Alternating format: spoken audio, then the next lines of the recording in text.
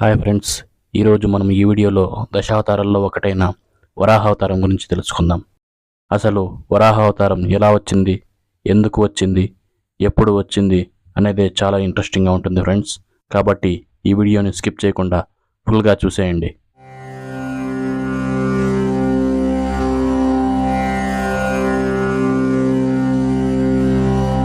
ఈ సృష్టి ప్రారంభం కాకముందు లోకాలన్నీ నీటితో నిండిపోయి ఉన్నాయి. ఒకరోజు శ్రీ మహావిష్ణువు నాభికమలంలో నుండి చతుర్ముఖ బ్రహ్మగారు పుడతారు. అప్పటికింకా సృష్టి లేదు. నీటితో నిండిపోయి ఉన్న లోకాల్లో తాను ఏమి సృష్టి చేయాలో, ఎలా సృష్టి చేయాలో ఆయనకు అర్థం కాలేదు. అప్పుడు పైనుంచి ఆయనకు తప్పించు తప్పించు అనే మాటలు వినపడతాయి. అప్పుడు చతుర్ముఖ బ్రహ్మగారు ఈ మాటలు ఎవరి నోటి వెంట వచ్చాయో ఆయన దర్శనం కోరి తపస్సు చేయడం ప్రారంభిస్తారు. అలా తపస్సు చేయగా చేయగా శ్రీ మహావిష్ణువు దర్శనమవుతుంది. ఆయన నీవు ఇలా సృష్టి చెయ్యి అని బ్రహ్మగారికి వేదాలనిచ్చి ఆదేశమిస్తాడు. అప్పుడు చతుర్ముఖ బ్రహ్మగారు సృష్టి చేయడం ప్రారంభిస్తారు. ఆయన మొట్టమొదట సనక, సనంద, సనత్కుమార, సనత్సుజాత అనే నలుగురిని సృష్టించి మీరు సృష్టిని వృద్ధి చెయ్యండి, బిడ్డలను కనండి అన్నాడు. అంటే వాళ్ళన్నారు, ఆ మార్గం మాకు అక్కర్లేదు, మేము సృష్టి చెయ్యము, మేము శ్రీహరి పాదాలను చేరిపోతాము అని ధ్యానం చేస్తూ శ్రీహరి వైపు వెళ్ళిపోయారు. అప్పుడు చతుర్ముఖ బ్రహ్మగారు మైథున సృష్టి చేయాలని అనుకున్నారు. అనుకుని తన శరీరంలోంచే రెండిటిని సృష్టించారు. ఒకటి స్త్రీ, ఇంకొకటి పురుషుడు. అలా సృష్టించి వీళ్ళ ఇద్దరి మధ్య వ్యామోహం పెట్టారు. వాళ్ళ పేర్లే స్వయంభూ మనువు మరియు ఆయన భార్య శతరూప. అప్పుడు బ్రహ్మగారు స్వయంభూ మనువుని సృష్టి చేయి అని ఆదేశించారు. అప్పుడు స్వయంభూ మనువు 3 స్త్రీలు 2 పురుషులని కంటాడు. కని వచ్చి తండ్రి, తాను 5 బిడ్డలను కన్నాను అని చెబుతాడు. నేను ఇప్పుడు ఏం చెయ్యాలి అని అడుగుతాడు. అప్పుడు బ్రహ్మగారు శ్రీహరినామ సంకీర్తన చేస్తూ, యజ్ఞయాగాదులు చేస్తూ, సమస్త ప్రాణులను రక్షిస్తూ పరిపాలన చెయ్యి అని చెబుతాడు. అప్పుడు స్వయంభూ మనువు, నాన్నగారు, అలా పరిపాలన చేయడానికి భూమి ఎక్కడ ఉంది? మీరు సృష్టిని ఎలా వృద్ధి చెయ్యాలి అని ఆలోచిస్తున్న సమయంలో ఈ భూమి ప్రళయంలో వచ్చిన సముద్ర జలాల్లో పడిపోయి పాతాళలోకానికి వెళ్ళిపోయింది. పాతాళంలో ఉన్న భూమిని పైకి తీసుకువస్తే ప్రాణులన్నీ ఆ భూమి మీదకి చేరుతాయి. అప్పుడు పరిపాలన చేయడానికి ఆనుకూల్యత ఏర్పడుతుంది. ఇప్పుడు ఆ భూమిని పైకెత్తండి అని అడిగాడు. అప్పుడు బ్రహ్మగారు ఆ భూమిని పాతాళంలోంచి ఎవరు పైకి తీసుకువస్తారు అని ఆలోచిస్తూ ఉంటాడు. ఈయన సంకల్పం చేయగానే ఆయన ముక్కులోంచి ఒక తెల్లటి వరాహం ఊడి కింద పడుతుంది. కింద పడిన వరాహం పెద్ద పెద్ద కూరలతో కొండంత అయిపోవడం మొదలు పెడుతుంది. అడుగులు తీసి అడుగులు వేస్తూ సముద్రంలోకి దూకింది. అది భూమి కోసం తన మూపు పెట్టి వెతకడం ప్రారంభించింది. అప్పుడు ఋషులందరూ వెళ్ళి ఆయనను స్తోత్రం చేస్తారు. ఈయన ఎంత గొప్ప మూర్తియో అంత గొప్ప రాక్షసుడొక్కడు నీళ్లలోంచి వచ్చాడు. వచ్చి అనవసరంగా యజ్ఞవరాహమూర్తి మీద కలియబడ్డాడు. అక్కడ ఉన్న వాళ్ళందరూ యజ్ఞవరాహమూర్తిని స్తోత్రం చేస్తున్నారు. వీడొక్కడు మాత్రం ఆయనతో కలియబడ్డాడు. ఆయన ఆ రాక్షసుడిని చంపి అవతల పారేశారు. ఆ వచ్చినవాడు ఎవడు, ఎందుకు వచ్చాడు? అందరూ స్తోత్రం చేస్తుంటే వాడొక్కడు మాత్రం ఆయనతో ఎందుకు కలియబడ్డాడు? దానికి సంబంధించిన కథ చెప్పవలసినదని పరీక్షిత్ అడిగాడు. అందుకు సమాధానంగా శుకబ్రహ్మ చెప్పడం ప్రారంభించాడు. కశ్యప ప్రజాపతికి 13 మంది భార్యలు. ఒకరోజు సాయంకాలం ఆయన అగ్నికార్యం చేసుకుంటున్నాడు. అసుర సంధ్య వేళ ప్రారంభమైంది. ఈ సమయంలో భగవద్ధ్యానం తప్ప మరేమీ చేయకూడదని శాస్త్రంలో చెప్పబడింది.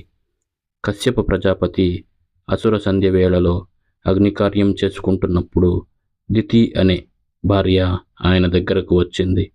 వచ్చి ఇలా చెప్పింది, నీకు 13 మంది భార్యలు, మేము అందరం ఒకే తల్లి బిడ్డలం. అందులో 12 మందికి సంతానం కలిగింది. ఇంకా నాకు సంతానం లేదు. నాకు సంతానం కటాక్షించండి అని అడిగింది. అప్పుడు ఆయన అన్నాడు, ఇది ఉగ్రవేళ, అసుర సంధ్యవేళ. పరమశివుడు వృషభవాహనమునెక్కి భూమండలం మీద తిరుగుతాడు. భూమండలం మీద ప్రతి ప్రాణిని చూస్తాడు.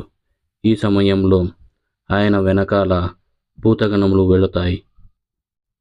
వాళ్ళు చాలా ఉగ్రస్వరూపులై ఉంటారు. వాళ్ళకి ఆ సమయంలో శివుడి పట్ల ఎవరు అపచారంగా ప్రవర్తిస్తారో శంకరుడు ఊరుకోవచ్చేమో కానీ ఆయన చుట్టూ ఉన్న గణములు అంగీకరించవు. చాలా తీవ్రమైన ఫలితంనిస్తాయి. అందుచేత కొద్దిసేపు వేచి ఉండు, నీకు కలిగిన కోరికను భర్తగా నేను తీరుస్తాను అంటాడు. కానీ అందుకు ఆమె ఒప్పుకోకుండా కశ్యప ప్రజాపతి పంచెపట్టి లాగుతుంది. అప్పుడు ఆయన ఈశ్వరుడికి క్షమాపణ చెప్పి తాను భార్య పట్ల ఇంతకన్నా వేరే విధంగా ప్రవర్తించకూడదని, ఆవిడ కోరిన సుఖమును ఆవిడకి కటాక్షిస్తాడు. స్నానం ఆచమనం చేసి వచ్చి తన కార్యమునందు నిమగ్నుడవుతాడు. కొంతసేపు అయిన తర్వాత దితికి అనుమానం వస్తుంది. చెయ్యరాని పని చేశాను, దీని ఫలితం ఉగ్రంగా ఉంటుందేమోనని దితి అనుకుంటుంది. అనుకుని పరమశివుడికి మరియు రుద్రగణములకి క్షమార్పణ చెబుతుంది. కానీ అప్పటికి జరగవలసిన అపచారం జరిగిపోయింది. దితి చేసిన పనిని చూసి రుద్రగణాలలో భద్రాభద్రులు అనేవారు తీవ్రమైన ఫలితమును ఇచ్చారు. తరువాత దితి కశ్యప ప్రజాపతి దగ్గరికి వెళ్ళి, స్వామి, నా కడుపున పుట్టబోయే బిడ్డలు ప్రమాదం తీసుకువస్తారు కదా అని అడుగుతుంది. అప్పుడు కశ్యప ప్రజాపతి అన్నాడు, నేను వద్దని చెప్పాను, కానీ నువ్వు వినలేదు. నీ కడుపున పుట్టబోయే బిడ్డలు లోకకంటకులు అవుతారు. వాళ్ళు పుట్టగానే ఆకాశం నెత్తురు వర్షిస్తుంది, నక్కలు కూస్తాయి, వాళ్ళు లోకాలను పీడిస్తారు. చిట్ట చివరికి వాళ్ళు శ్రీహరి చేతిలో అంతమును పొందుతారు అని చెబుతాడు. ఈ మాటలు విని దితి, చివరకు నాకు ఇంత అపఖ్యాత, దీనికి నివారణోపాయం లేదా అని కశ్యప ప్రజాపతిని అడుగుతుంది. అప్పుడు కశ్యప ప్రజాపతి అన్నాడు, దీనికి పశ్చాత్తాపమే నివారణోపాయం. నీవు చాలా పశ్చాత్తాపడుతున్నావు. నీవు చేసిన దోషం పోదు, కానీ నీవు మహాభక్తుడైన మనుమడని పొందుతావు. నీ బిడ్డలలో ఒకరికి మహాభక్తుడు పుడతాడు. కానీ అసుర సంధ్యవేళలో నీవు చేసిన దుష్కృత్యం వలన కొడుకులు మాత్రం దుర్మార్గులు పుట్టి శ్రీహరి చేతిలో మరణిస్తాడు అని చెబుతాడు. కానీ దితి మహాపతివ్రత. అప్పుడు ఆవిడ పిల్లలు బయటకు వస్తే చంపేస్తారేమోనని 100 సంవత్సరములు గర్భమునందే ఉంచేస్తుంది.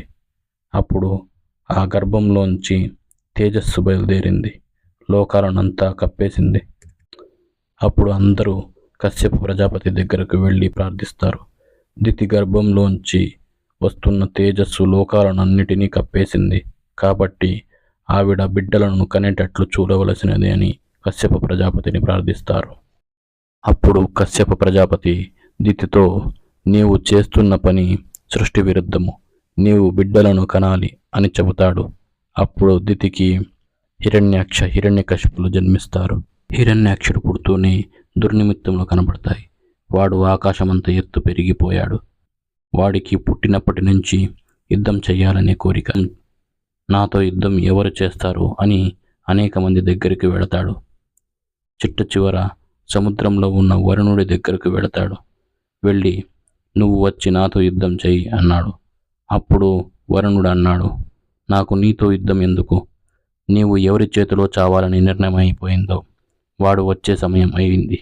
నీవు ఒక్క పర్యాయం సముద్రం మీదకు వెళ్ళు, ఆయన కనపడతాడు, ఆయనతో యుద్ధం చెయ్యి అన్నాడు. నిర్ణయం అయిపోయిందన్నమాట వరుణుడు ఎలా చెప్పగలిగాడు అంటే, దీనికి వెనకాల ఇంకొక ఆఖ్యానం కలుస్తుంది. భద్రాభద్రులు అనే రుద్రగణములు చూసి ద్వితీయందు ఉగ్రమైన బిడ్డలు పుడతారని ఎప్పుడైతే నిర్ణయం జరిగిందో అప్పుడు ఒక సంఘటన జరిగింది. శ్రీ మహావిష్ణువు దగ్గర జయ విజయులనే ఇద్దరు పార్షదులు ఉంటారు. వైకుంఠంలో 7వ ద్వారం దగ్గర నిలబడి ఉంటారు. 7వ ద్వారం దాటి లోపలికి వెళితే స్వామి దర్శనం అవుతుంది. జయ విజయులు 7వ ద్వారం దగ్గర అటు ఇటు నిలబడి ఉంటారు. అప్పుడు సనకసనందులు స్వామి దర్శనార్థమై అక్కడికి వచ్చారు. వైకుంఠంలో ఉన్న గొప్పతనం ఏమిటంటే ఎప్పుడూ భగవంతుని యందు భక్తి కలిగిన వారు అందులో తిరుగుతూ ఉంటారు. భగవంతుని యందు భక్తి లేని వారు వైకుంఠంలో ప్రవేశించలేరు. సనకసనందులు 6 ద్వారములు దాటి 7వ ద్వారం దగ్గరకు వెళ్ళారు. వాళ్ళు మహాజ్ఞానులు, నిరంతరం భగవంతుని పాదాల యందు భక్తితో ఉండే స్వరూపం ఉన్నవారు. వాళ్ళు 7వ ద్వారం దగ్గరికి వెళ్ళి నిలబడతారు. అప్పుడు జయ విజయులు లోపలికి వెళ్ళడానికి వీలు లేదు అని అడ్డు పెడతారు. అప్పుడు సనకసనందులు అన్నారు, ఇది వైకుంఠం. వైకుంఠం నందు మాత్సర్యం ఉండదు, కాబట్టి ఎవరు ఎవరికి హాని చెయ్యరు. అటువంటప్పుడు మమ్మల్ని ఎందుకు ఆపినట్లు? హృదయంలో శ్రీ మహావిష్ణువు దర్శనం చేయాలన్న కాంక్ష తప్ప వేరొకటి లేకుండా ఉంటే మధ్యలో అడ్డు పెట్టడం మీకు మించిన స్వాతంత్ర్యం. మాత్సర్యం లేని చోట మాత్సర్యంను సృష్టించారు కాబట్టి అది ఎక్కువగా ఎక్కడ దొరుకుతుందో ఆ భూలోకమునకు పొండి అన్నారు. అనగానే జయ విజయులిద్దరూ సనకసనందుల కాళ్ల మీద పడి పెద్దగా ఏడుపు మొదలుపెట్టారు. ఇప్పుడు శ్రీ మహావిష్ణువు బయటకు వచ్చారు. ఆయన స్వరూపం చూసి సనకసనందులు పొంగిపోయారు. స్వామి, ఎంత అందగాడివయ్యా! నీ స్వరూపం మేమెప్పుడు చూడలేదు.